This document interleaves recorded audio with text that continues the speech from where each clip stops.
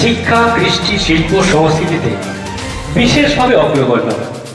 সাহিত্য চর্চার ক্ষেত্রেও কিছু অতীত দৃষ্টান্ত রয়েছে আমাদের এই এলাকার। চাঁদের গায়ে কলঙ্ক জমে, চাঁদের বুড়ি চরকার সুতোয় জড়িয়ে অজস্র আর্তনাদে ডুবে যায়। প্রেমিক প্রেমিকারাও সরে যায় আলোর আড়াল থেকে, ঝোপে ঝাড়ে খোঁজে অন্ধকারের নির্ভয়।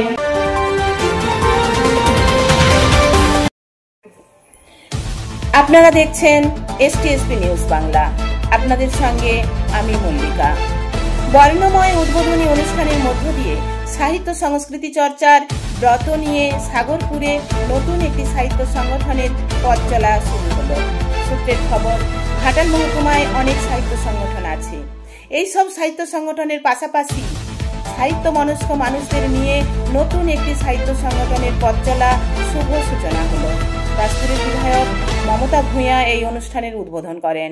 সারা দিন ব্যাপী এই অনুষ্ঠানে ঘাটাল মহকুমার ও কলকাতার সাহিত্যিক, কবি, নৃত্যশিল্পী, সঙ্গীত শিল্পী ও সংস্কৃতি প্রেমীরা এবং সাংবাদিকরা সামিল হয়। নৃত্য, সঙ্গীত, মনজ্ঞ সাহিত্য সংস্কৃতি আলোচনায় ও কবিতা পাঠে অংশ নেন। এছাড়াও ছিল সম্বর্ধনা, সাহিত্য পরিষদের মুখপত্র দীপ্তি পত্রিকার প্রকাশ অনুষ্ঠান। রবীন্দ্র পুরস্কার প্রাপ্ত বিশিষ্ট কবি ও ক্যান্সার রোগ বিশেষজ্ঞ শঙ্করনাথ রায় চিকিৎসা সংক্রান্ত আলোচনা, সঙ্গীত পরিবেশন উপস্থিত সুধীজনদের মুগ্ধ করে। তিনি দুস্থ রোগীদের বিনামূল্যে চিকিৎসা করান। তার এই সেবাকে উপস্থিত গুণীজন কুর্নিশ জানিয়েছেন। সুকুমার পাত্র, সভাপতি, দাসপুর 1 নম্বর পঞ্চায়েত সমিতি, সাহিত্যিক পুলক রায়, প্রধান শিক্ষক সমরেন্দ্র আদক, গুরুদাস উচ্চ বিদ্যালয়, সাগরপুর সাহিত্য পরিষদের সভাপতি মানুষ কুমার মান্না, যুগ্ম সম্পাদক অসিত কুমার ভূঁইয়া, বিভাশিস বরদলৈ, সমস্ত সদস্য সহ স্থানীয় প্রশাসনের নেতৃবৃন্দ প্রমুখ হাজির ছিলেন। এই সাহিত্য পরিষদের পক্ষ থেকে উপস্থিত কবিদের স্মারক, উত্তরীয়, দীপ্তি পত্রিকা দিয়ে সম্মানিত করা হয় এবং প্রবীণ সমাজসেবী ক্ষুদিরাম শাসমলকে সম্বর্ধনা জ্ঞাপন করা হয়। নতুন এই সাহিত্য সংগঠন সাগরপুর সাহিত্য পরিষদের সাহিত্য অনুষ্ঠান জমজমাট হয়ে ওঠে। সাগরপুর থেকে আর পাত্রের রিপোর্ট, STSP নিউজ বাংলা, সবার খবর সবার আগে।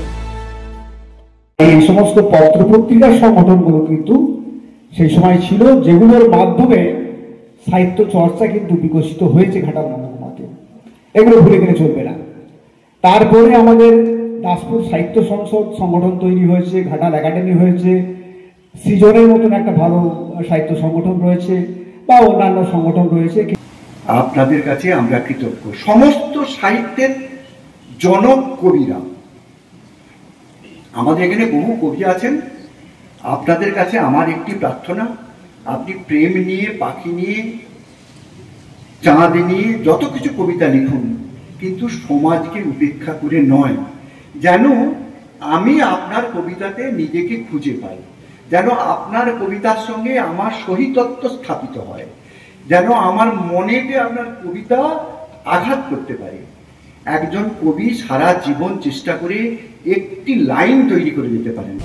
অনেক দুঃখে সরে গেছি মানুষের ভিড় থেকে, তবু দুঃখ ভুলতে মানুষকেই আঁকড়ে ধরেছি।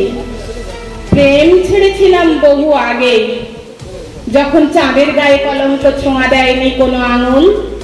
চাঁদের বুড়ি তখনও চরকা কাটা শেখেনি। মানুষ তখন চাঁদের দিকে চেয়ে থাকতো বিস্ময়ে। প্রেমিক প্রেমিকা কাঁধে মাথা রেখে খুঁজত পূর্ণিমার সৌন্দর্য। শিশুরা মায়ের কোলেই দেখতে পেত চাঁদের গল্প, আর সেই গল্পেই ঘুমিয়ে যেত। তারপর চাঁদের গায়ে কলঙ্ক জমে, চাঁদের বুড়ি চরকার সুতোয় জড়িয়ে অজস্র আর্তনাদে ডুবে যায়। প্রেমিক প্রেমিকারাও সরে যায় আলোর আড়াল থেকে, ঝোপে ঝাড়ে খোঁজে অন্ধকারের নির্ভয়। আমি তো প্রেমিকা নই, তবু আজ মনটা ভারী হয়ে আসে।